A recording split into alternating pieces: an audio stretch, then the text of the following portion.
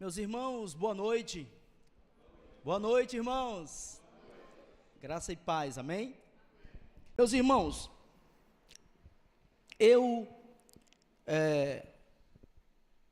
já li alguns livros, muitos irmãos gostam de ler aqui na igreja, isso é muito bom, isso é um aspecto importante da igreja, da cultura da igreja, e já li livros que conseguiram chamar a minha atenção mais que outros.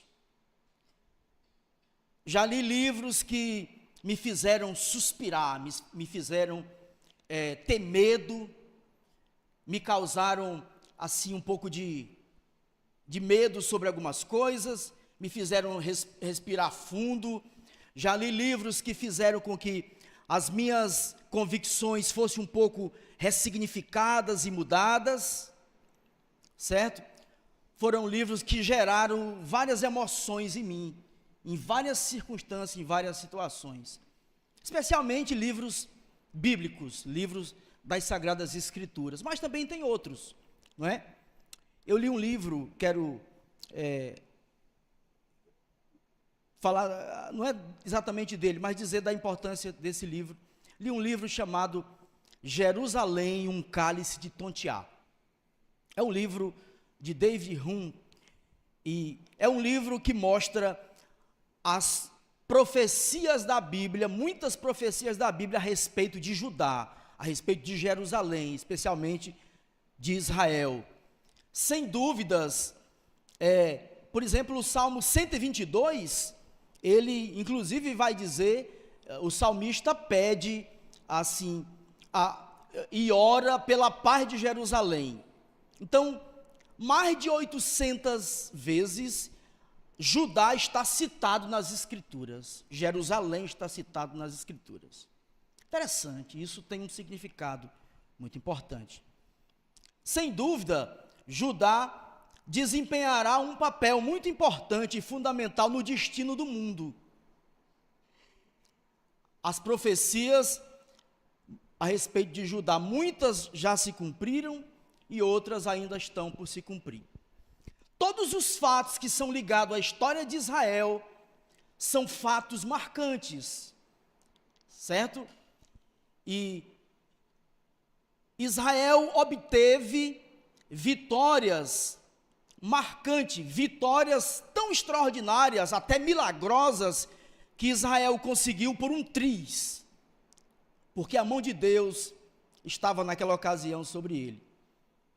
Israel ainda nem era formado,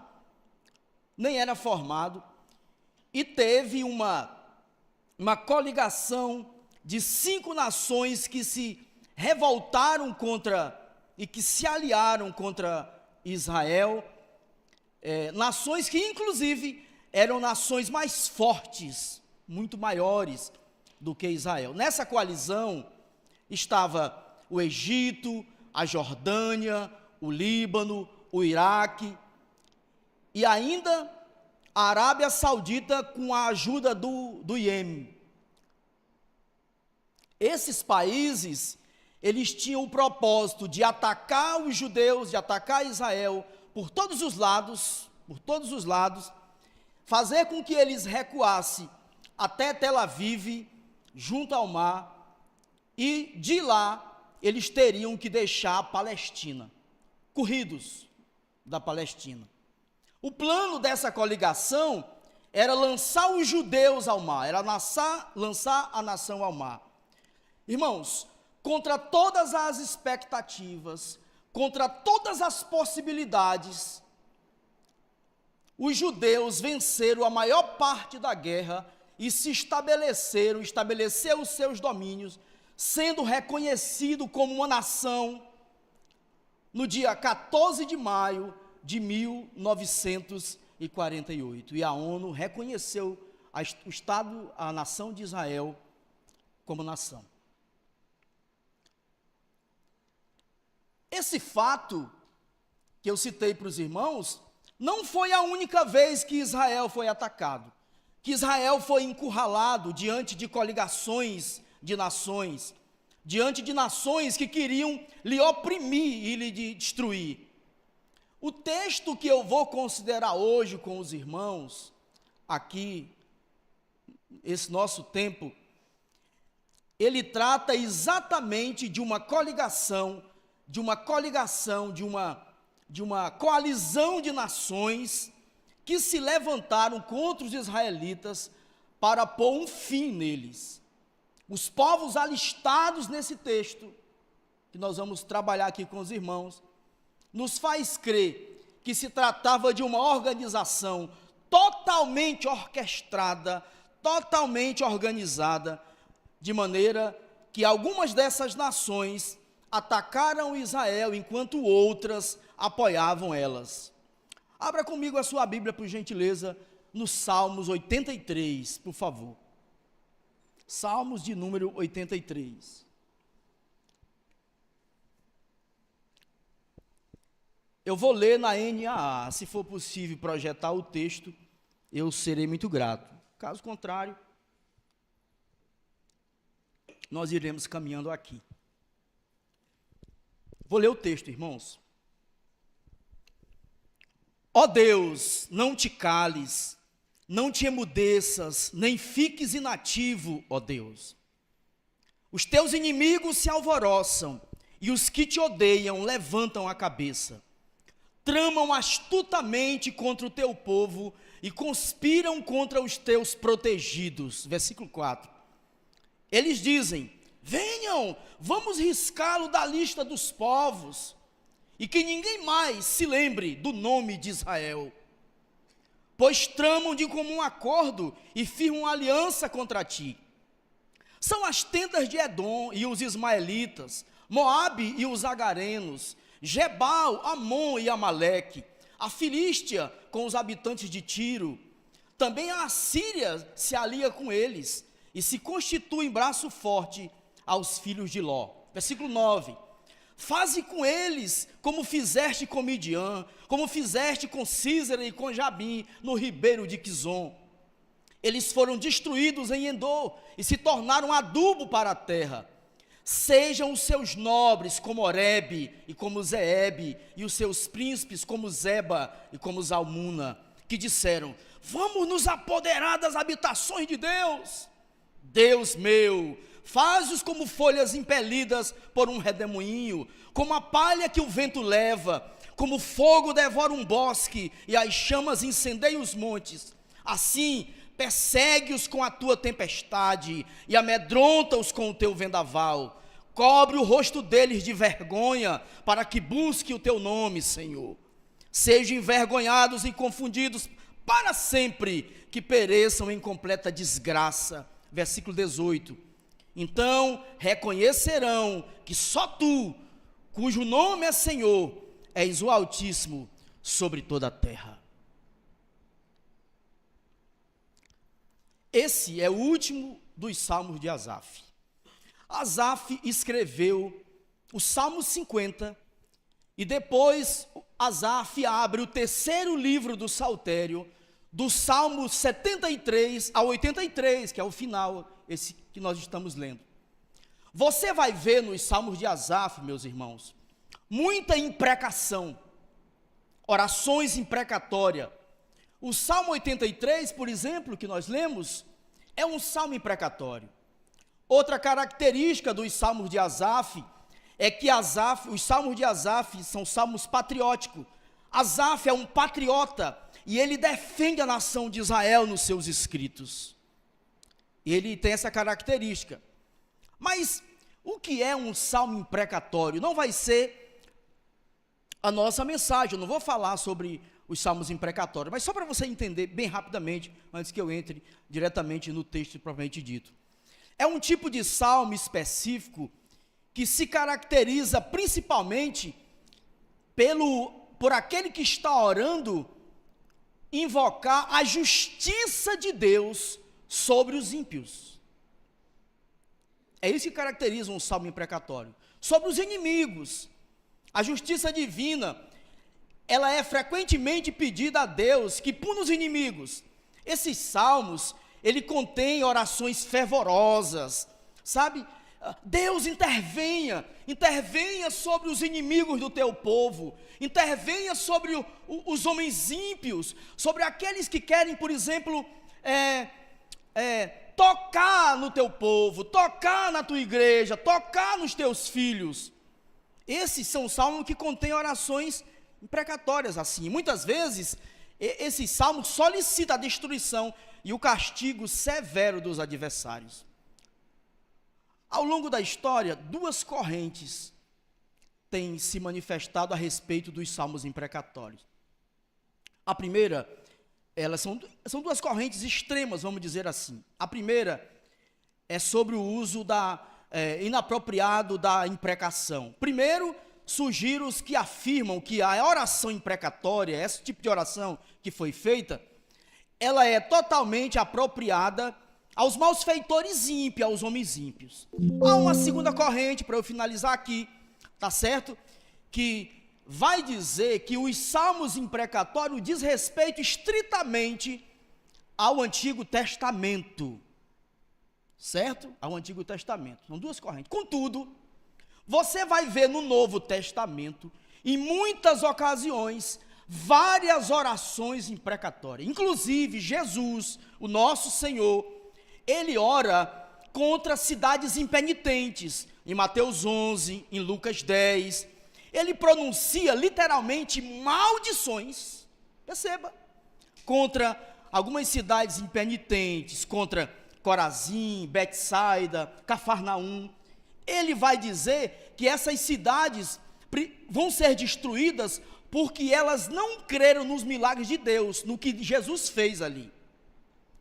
Jesus amaldiçoou uma figueira estéril, dizendo que ela não dará mais fruto. Bom, tem outras situações que eu não vou colocar aqui para os irmãos, porque não é o meu objetivo. Só para você entender o que é imprecação. Tem, por exemplo, o próprio Paulo amaldiçoando um mágico, Elimas.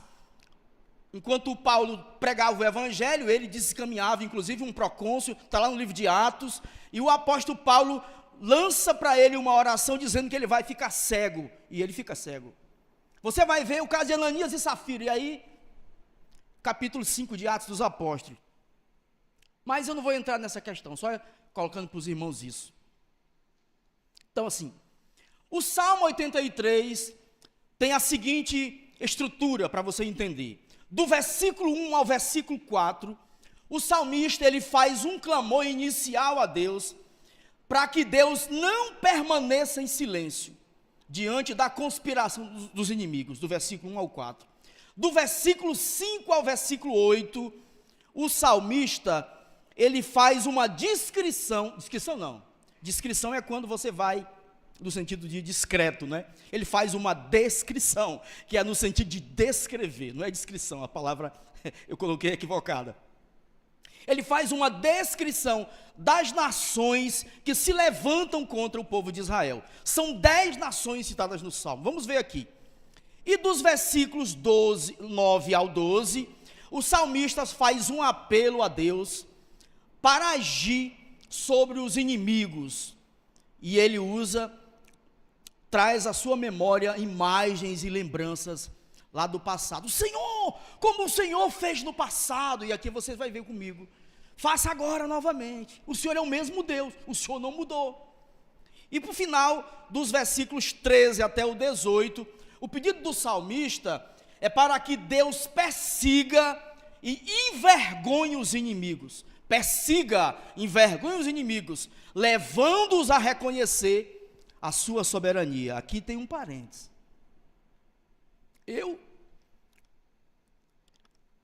A minha linha de raciocínio, pessoalmente, é que eu sou a favor dos salmos imprecatórios nessas condições, para que a glória de Deus seja manifestada e para que essas pessoas pelas quais nós oramos, elas reconheçam que Deus é soberano em qualquer circunstância, porque Deus é soberano sobre tudo. O que Ele quiser fazer, para que nós o reconheçamos, amém, amém, glória a Deus, a Ele toda a glória.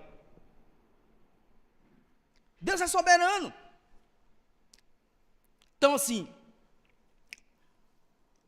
o Antigo Testamento, ele não descreve um ataque desse tipo concomitante. Você não vai encontrar no Antigo Testamento, por exemplo, 10 nações que se aliaram contra o povo de Israel.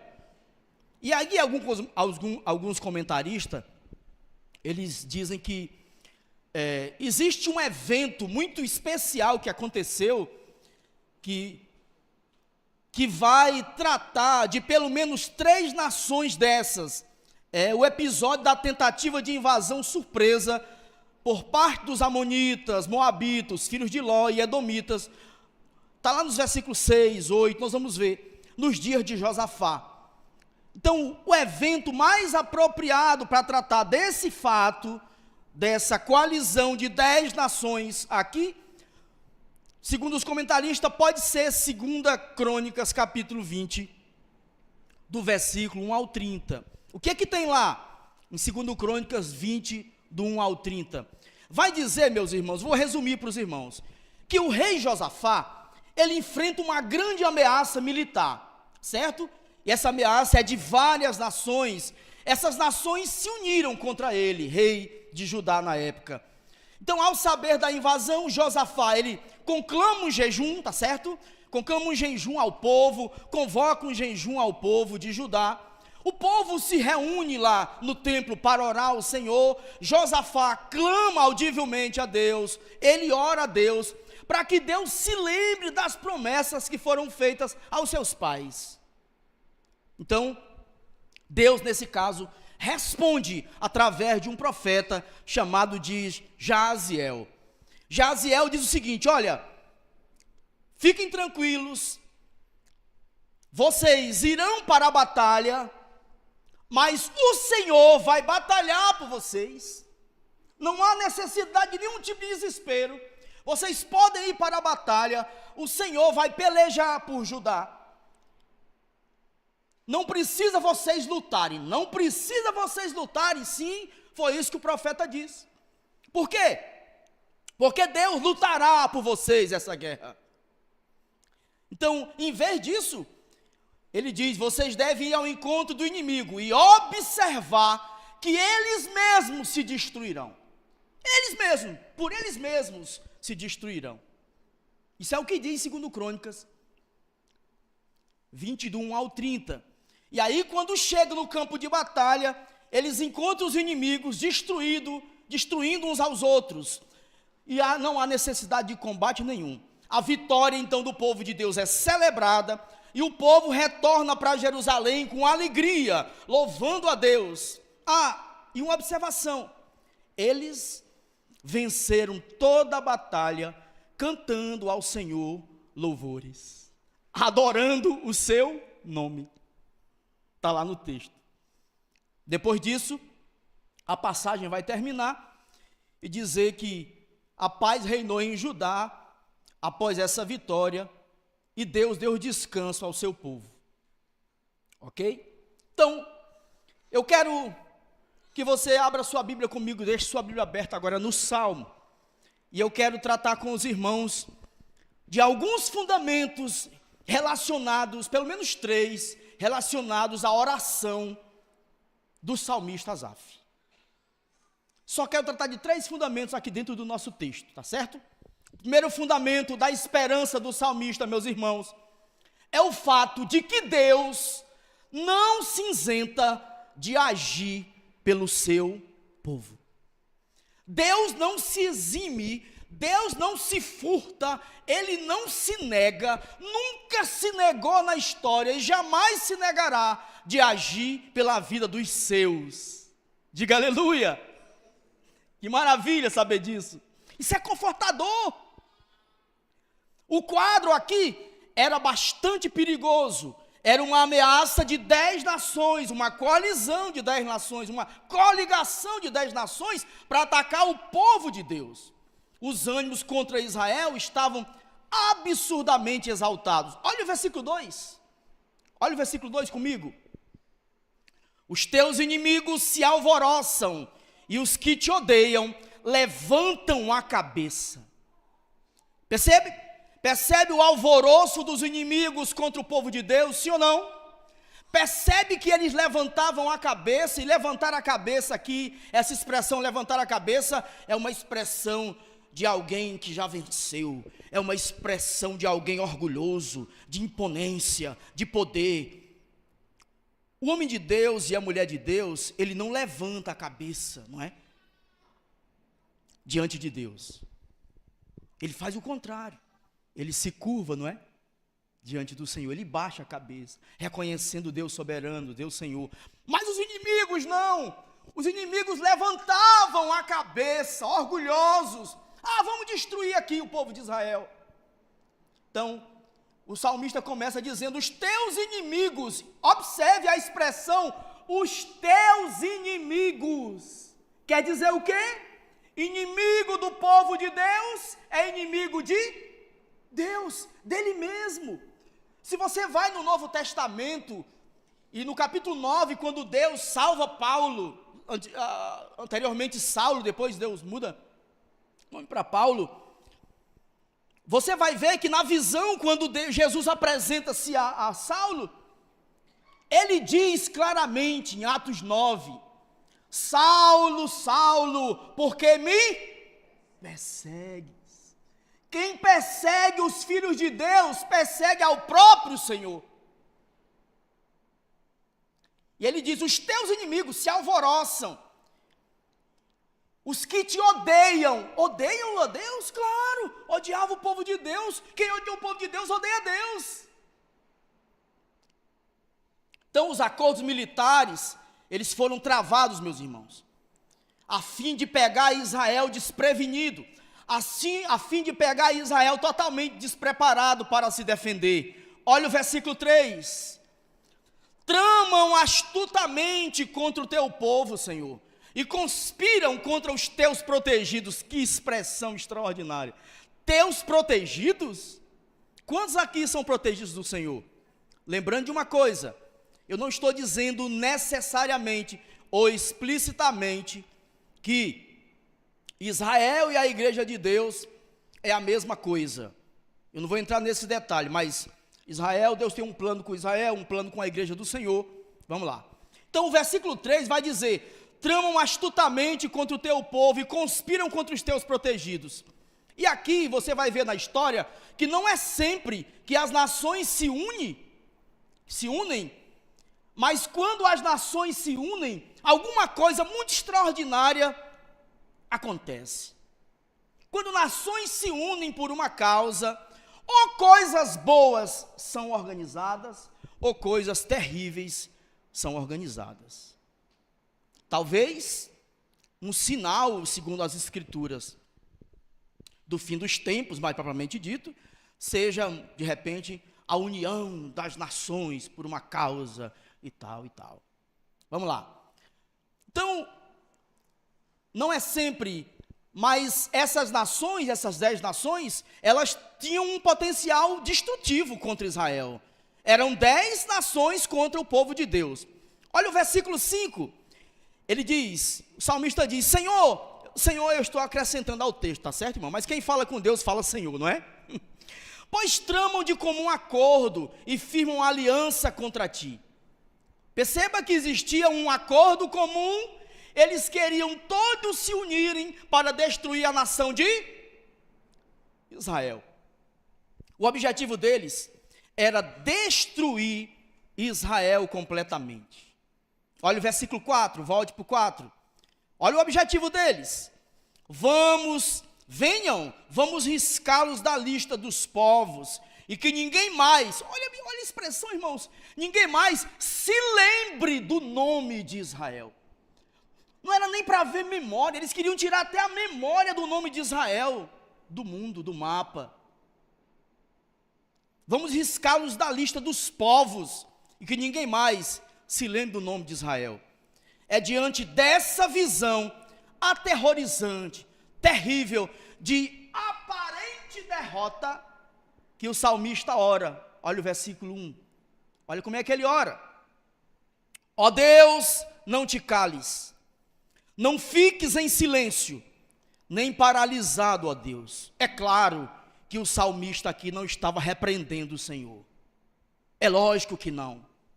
É lógico que ele não estava fazendo uma repreensão ao Senhor, mas ele estava clamando por algo do tipo, algo assim: Senhor, haja por favor. Senhor, se o Senhor fizer silêncio, o que será do teu povo? Irmãos, todos nós já temos, em alguma ocasião da vida, um pouco de conhecimento do silêncio de Deus. Como é difícil o silêncio de Deus. Quantas vezes eu já orei, e você também, não sei, e você ficou querendo que Deus respondesse, e Ele fez silêncio. O salmista estava dizendo que o silêncio de Deus é muito pior do que o alvoroço dos inimigos. O silêncio de Deus é muito pior que qualquer coisa. Ele diz: Senhor, haja, põe aí a tua mão, Senhor. Ora, se o Senhor não agir, o que será de nós? Era isso que o salmista estava clamando. O que ele busca não é uma esperança aqui imaginária, uma atuação irreal de Deus. Ele quer que Deus intervenha na história em favor dos seus, para livrá-lo das mãos dos inimigos, e que Deus execute os seus planos eternos. Era isso que o salmista queria. Então, o primeiro fundamento, para eu passar para o segundo: Deus não se isenta de agir sobre o seu povo, em favor do seu povo. Amém? Segundo fundamento da oração do salmista, o salmista pede que Deus haja novamente do mesmo modo que ele agiu em histórias e em batalhas passadas. É o segundo fundamento, que Deus tenha um histórico de atuações libertadoras. Deus tem um histórico de atuações libertadoras, de ações libertadoras. Pastor, como eu sei disso? É só olhar para a sua vida. É só eu olhar para a minha vida. A atuação de Deus sobre nós foi libertadora. Deus nos libertou do império das trevas, sim ou não? Olhe para você mesmo, olhe para a sua vida, olhe quem era você e quem é você agora. Claro, continua um pecador, mas um pecador diferenciado, né, irmãos? Redimido, um pecador que agora sabe reconhecer os seus pecados, que os confessa diante de Deus, e não daquele modo que você era lá no passado, que não tinha trégua para você, você não dava trégua ao pecado, o pecado não dava trégua a você. Agora, existe um pouco de trégua, vamos dizer assim. Nós pecamos. E o salmista, então, faz isso. Ora, se o futuro de Israel parecia incerto, o próprio passado da nação era um testemunho vivo, marcante do poder de Deus, sempre protegendo o povo de Deus. Por isso o salmista, irmãos, ele confia em Deus, sabendo que a sua capacidade não mudou, que desde os dias passados, desde os tempos passados, Ele é o mesmo Deus, não mudou, e ele roga para que Deus repita então essas atuações das grandes vitórias do passado. E aí ele começa a citar a vitória de Gideão no livro de Juízes sobre os midianitas. Então a primeira foi essa memorável vitória de Gideão sobre o povo de Midian, está no versículo 9. E aqui foi uma vitória liderada de Gideão, no capítulo 7 de Juízes, que eu vou falar para os irmãos aqui, liderada, e que ele venceu esses dois reis perseguidores do povo de Deus. Versículo 9: faze com eles como fizestes com Midian, como fizeste com Sísera e com Jabim no ribeiro de Quizon. Pode continuar, por gentileza. Eles foram destruídos em Endor e se tornaram adubo para a terra. Juízes 7. O capítulo 6 de Juízes é o capítulo onde Deus chama Gideão Lembram lá que Gideão estava malhando trigo no lagar, escondido, porque Israel festejava a sua colheita, fazia a sua colheita, Juízes capítulo 6. Gideão estava no lagar de uvas, lá no buraco, pisando uvas, e Deus chega para ele e diz assim: varão valoroso, lembra? E ele diz assim: Senhor, eu, varão valoroso, eu sou o menor da minha casa, a minha família é a menor de Israel. Juízes capítulo 6, diz: não, eu estou com você, vá nessa sua força, sim ou não? Juízes capítulo 6, no capítulo 7, Deus instrui Gideão a reduzir o exército. Observe, Gideão tinha 32 mil homens. Deus diz assim: você vai separar os medrosos. Juízes capítulo 7, vai separar os medrosos. Todos os medrosos você manda de volta para casa. Gideão vai e faz isso. Mal sabe ele que desses 32, 22 mil eram medrosos. De 32 mil, irmãos, 22 mil eram medrosos. Ele reduz, manda para casa os 22 mil. Sobra o quê? 10 mil. 10 mil. Gideão acha que devia estar. Com 10 mil está bom demais. Com 10 mil dá para a gente vencer essa batalha aqui. Aí Deus, opa, para aí. Tem gente demais. E aí Deus diz: olha, você vai fazer o seguinte, vai reduzir, tem muita gente, para que eles não pensem que eles venceram a guerra. Isso é fantástico. Para que eles não pensem que eles venceram a batalha, para que eles retirem a minha mão, para que eles não compreendam que o Senhor, o Jeová Sabaote, o Senhor dos Exércitos, sou eu, não é o povo, eu que venço as guerras. Faça o seguinte, faça um teste, mande para o rio lá, todo mundo. Quem entrar no rio pegando água na mão assim, e bebendo a água, e olhando para um lado, outro para o outro, preparado, atento, esse daí você separa para o lado. Quem beber água como um cachorro, lambendo a água no rio, esse daí pode mandar de volta, que não dá certo para a guerra, para a batalha. Atenção, obra de Deus, atenção, o povo de Deus vive no meio de um redemoinho, de um rebuliço de obras, coisas terríveis, que precisa ter atenção, equilíbrio, sabedoria. E aí ele separou, sobrou quantos? Só 300, 10 mil, saíram mais 7.700, só sobrou 300 homens. Então, com esse pequeno exército aqui, Gideão é orientado por Deus, ele ataca o acampamento dos midianitas de forma estratégica. Olha o que ele faz, à noite, ele e os seus homens, eles usam trombetas, usam tochas e usam jarros, e eles criam uma confusão no arraial do inimigo, e eles acabam se atacando uns aos outros, e a vitória é completa, mostrando a providência de Deus. Significa o quê? Significa que você não precisa necessariamente orar aqui hoje, não sei, de repente orar contra o seu inimigo. Senhor, destrua esse meu inimigo. Não é isso, não é essa a intenção da oração, não é essa a intenção do coração de um homem que vive a graça do Senhor. Tudo bem, beleza, mas você pode orar imprecatoriamente, claro, para que Deus manifeste a sua mão, manifeste o seu plano e o seu propósito eterno, aconteça o que acontecer. Deus é soberano. Deus providencia a vitória para Gideão. Juízes capítulo 8, surge mais esses dois reis aqui, olha, capítulo 8. Após essa vitória aqui, Gideão persegue os midianitas, Zeba e Zalmuna, está aí no texto.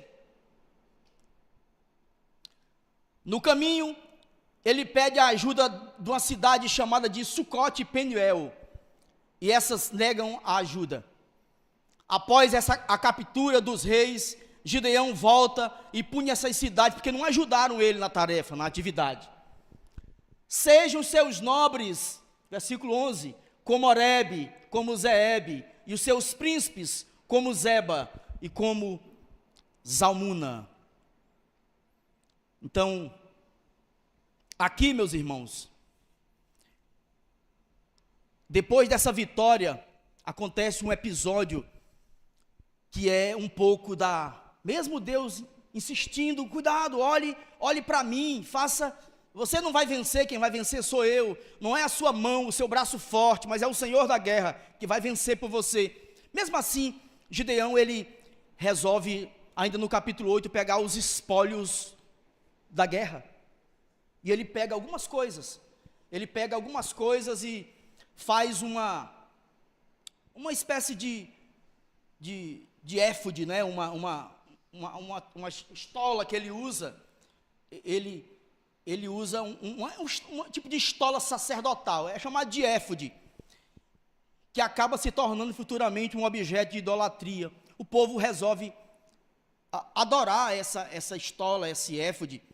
Mas mesmo com esse erro de Gideão, mesmo com esses erros aqui de Gideão, durante a vida de Gideão, ele errou nesse aspecto, em outros, Israel tem paz durante 40 anos.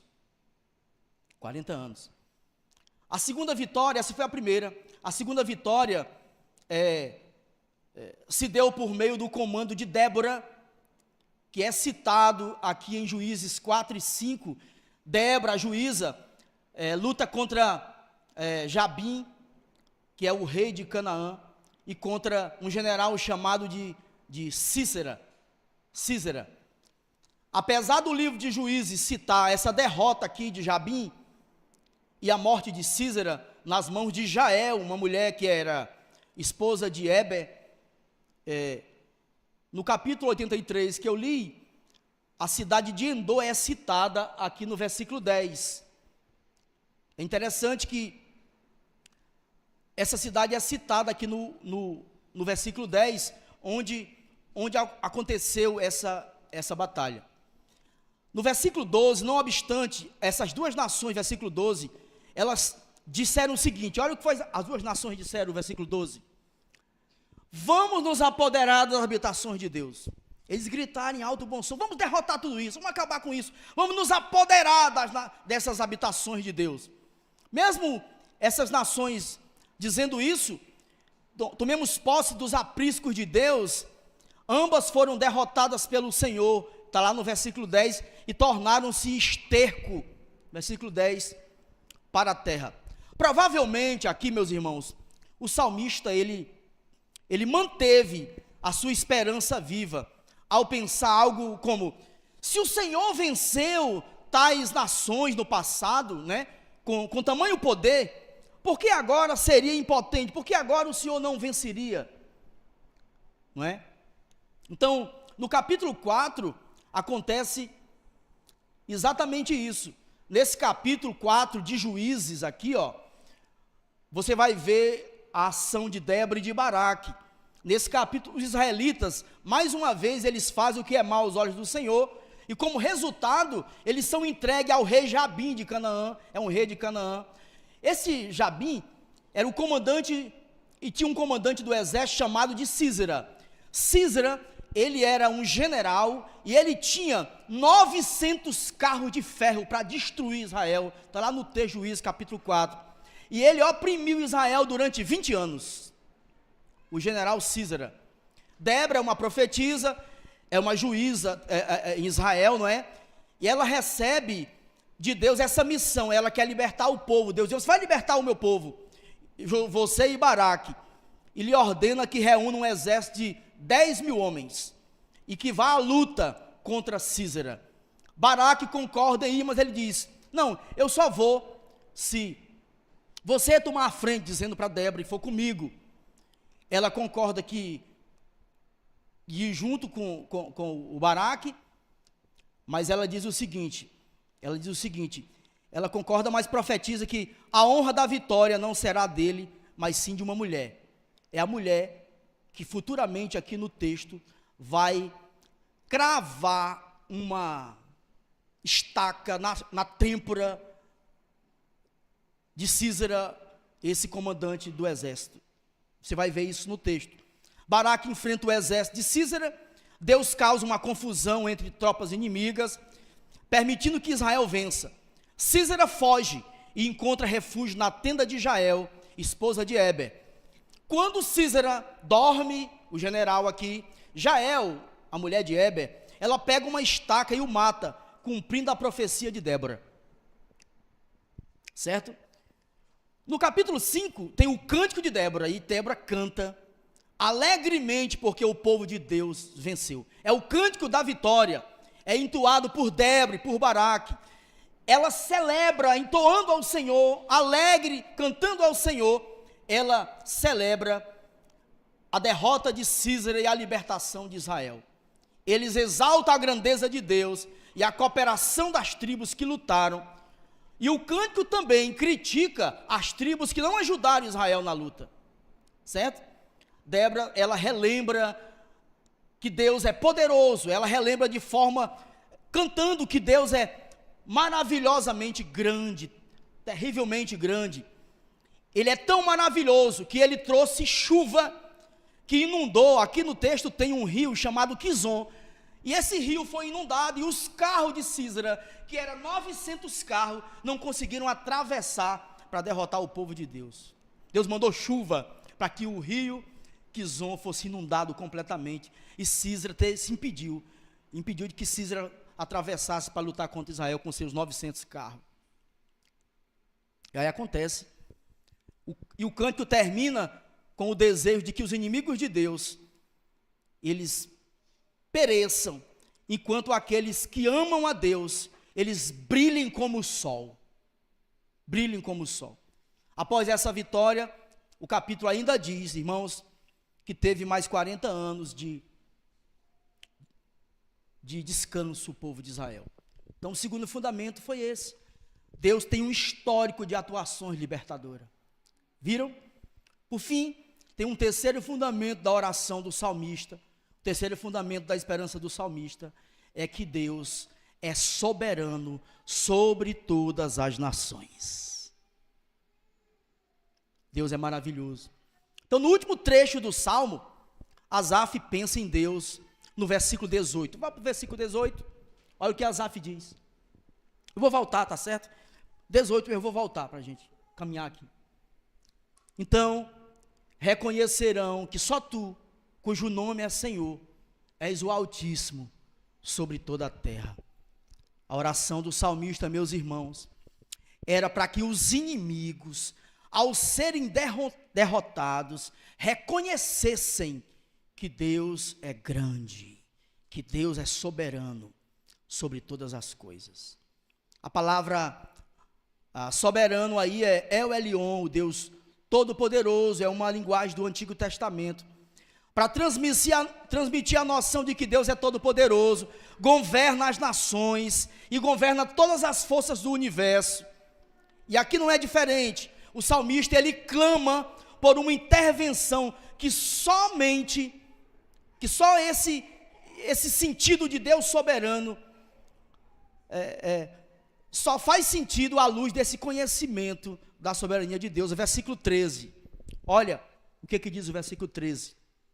Ó meu Deus, trata-os como pó das sementes, como palha diante do vento. O que ele pede, irmãos, é bem claro, viu? Ele pede algo muito claro, cristalino como a água. Ele pede que todo o poderio militar dessas nações sejam destruídos, que sejam como uma palha ao vento, que seja como sementes mortas e palha seca, levadas pelo vento, sem oferecer qualquer resistência. Observe aqui, o salmista não estava negligenciando o poder do inimigo, tá certo? Ele não estava dizendo, o poder do inimigo é qualquer coisa, o poder do inimigo é como palha jogadas ao vento. Não era isso, irmãos. O poder do inimigo das nossas almas, nunca deve ser menosprezado. Porém, diante de Deus, ele cai. Diante de Deus, diante do poder de Deus, o poder do inimigo é nada, é palha jogada ao vento. É isso que o salmista quer dizer. Oh meu Deus, versículo 13, trata-os como pó das sementes, como palha diante do vento. Tá certo? Então, com esse poder soberano, que ninguém pode conter, o salmista vislumbra a justiça de Deus. A justiça de Deus recaindo sobre os povos ímpios, de maneira tal totalmente avassalador. Ele lança mão aqui de duas metáforas, não é?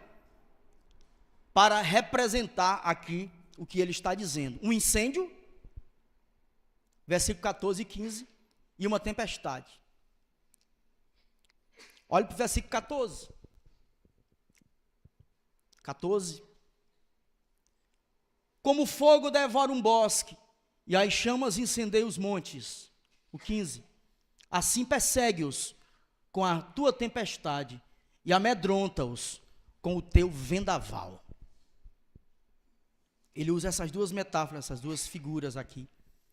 O resultado da intervenção soberana de Deus teria duplo impacto. Uma destruição irreversível. Irreversível. Versículo 17. Sejam envergonhados e confundidos para sempre, que pereçam em completa desgraça. Então, versículo 17. Sejam envergonhados e confundidos para sempre, que pereçam em completa desgraça. É o reconhecimento amplo de que Deus é todo-poderoso diante de tudo que criou. E o versículo 18, então, ele vai dizer, e aí eles vão reconhecer que só tu, cujo nome é Senhor, és altíssimo sobre toda a terra. Versículo 16, ele diz, cobre o rosto deles de vergonha, para que busquem o nome do Senhor. Meus irmãos, Deus, Ele sempre agirá pelo seu povo. Ele sempre agirá por nós, em toda e em qualquer circunstância. Quantos podem dizer amém? Deus agirá. Quero fazer rapidamente, só 2 ou 3 aplicações rápidas. Eu confesso, irmãos, que quando eu penso na soberania de Deus, isso para mim, Lucão, é confortador. Pensar na soberania de Deus, para mim é muito confortador. O Senhor é Senhor de tudo. Senhor do universo. Senhor da minha vida. Senhor do povo dele. Senhor das nações, como nós vimos aqui. Então, Deus é soberano, é muito confortante isso.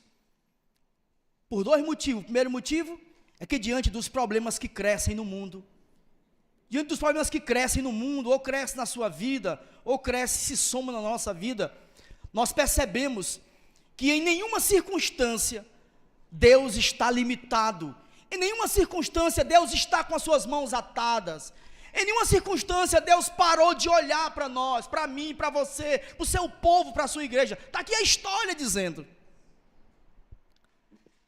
Ele domina permanentemente sobre tudo. Com isso, nós podemos saber que a mão de Deus está sobre o seu povo. Na medida correta, da forma correta.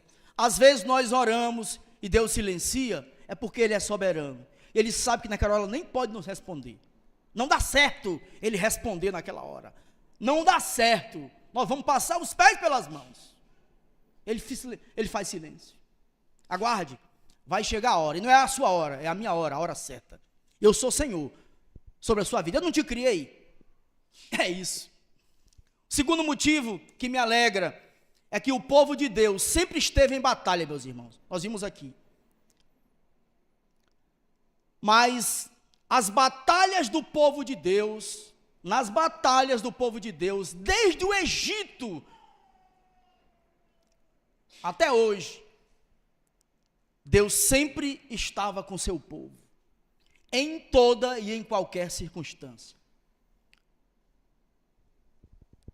Então, nós estamos integrados, todos nós, do lado vencedor. Amém? Lado vencedor. Nós não estamos do lado que perde. Porque até algumas derrotas nossas, com Deus, ela é vitória. Eu li um livro que o camarada dizia, eu e Deus somos maioria, em qualquer circunstância. Eu e Deus somos maioria. Você crê assim? Amém? Deus é maravilhoso, né? Então esse é o segundo motivo. Deus é justo e Ele julga com retidão todas as causas. Então, a nossa vitória final, ela é inevitável, meus irmãos. É inevitável por causa de nós? Não. É inevitável por causa do poder de Deus, por causa do poder regenerador de Deus, salvador de Deus. E a vitória final nossa está garantida, porque Deus já venceu por nós. O Filho dele já venceu por nós. É vitória garantida. Isso é imerecido, nós não merecemos isso, mas ele nos salvou pela sua graça. Assim como Israel enfrentou inimigos, meus irmãos, inimigos que buscavam a sua destruição, nós cristãos também enfrentamos desafios, oposições no mundo moderno. Há inimigos do povo de Deus, sim, meus irmãos. Não duvide disso. Levante a sua cabeça assim, para ver isso, mas curve a sua cabeça para Deus, para que Deus tome a frente de todas as coisas. Então, o Salmo nos lembra que mesmo quando enfrentamos grandes adversidades, podemos confiar que Deus é o nosso defensor. Quantos creem nisso? Diga aleluia. Nosso Deus não está alheio às nossas lutas. Nos momentos difíceis, meus irmãos, devemos orar pedindo a Deus a sua intervenção. O Salmo menciona aqui várias nações que se uniram contra Israel, mas Deus é vencedor. Ele é vencedor. Da mesma forma, a igreja muitas vezes enfrenta perseguições, pressões externas e pressões internas. Externas e internas. Para tentar dividi-la. Mas a unidade da igreja é fundamental para resistir às investidas do inimigo.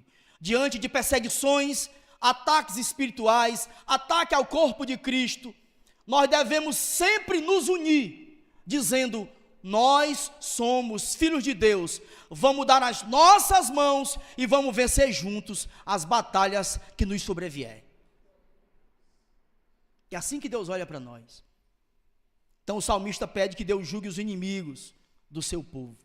Isso nos lembra que a justiça de Deus, ela é fatal, e só pertence a Ele. Nós não fazemos justiça com as nossas mãos, de jeito nenhum, nunca. Não fazemos justiça nem com as nossas orações, porque se Deus não ouvi-la, que será de nós? Mas Deus é fiel, a igreja deve confiar nisso e viver como igreja unida em Cristo Jesus. Amém?